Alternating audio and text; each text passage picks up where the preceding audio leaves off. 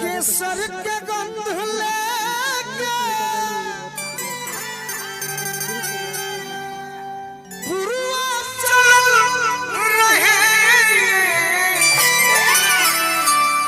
देखनी कि तहरा घरा के अरे खिड़की खुलल रहे।